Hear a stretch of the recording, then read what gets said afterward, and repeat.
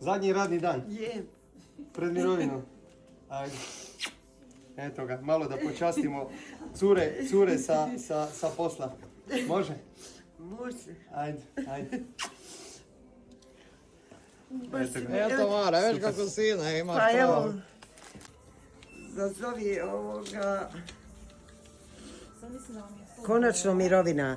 Nema više tenzije. Stiglo vrijeme penzije. Služila si tvoji dečki Rino i Mar. Da. Bravo. Mama, neka tvoja priča bude vječna. Mamin vođeni dnevnih života, ljubav i uspomena. I odlazak u volite. Tvoje Rino. Ajde, da vas dvoje.